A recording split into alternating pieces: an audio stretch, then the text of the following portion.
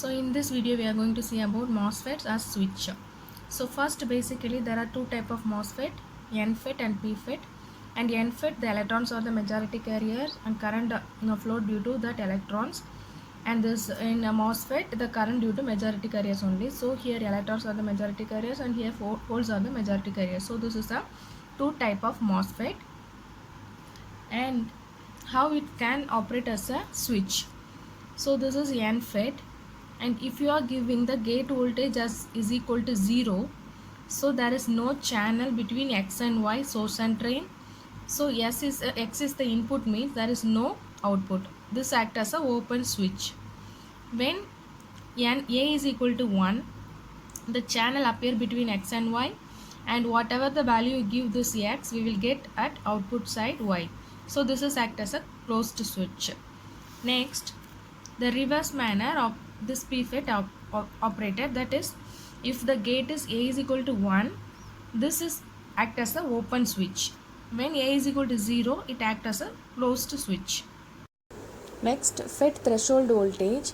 When the gate source voltage cross the threshold voltage, then only it acts as a closed switch. When the gate source voltage is less than this threshold voltage, that is act as a open switch. So next one is pause characteristics, and we consider logic 0, that is equal to 0 volt, and logic 1, that is equal to VDD. So whenever the output is 0, that defined as logic 0. When the output is VDD, that is defined as a logic 1. So first consider NFET, logic 0 transfer.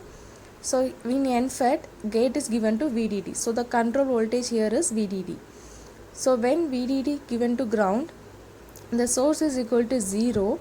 So the output we will get 0.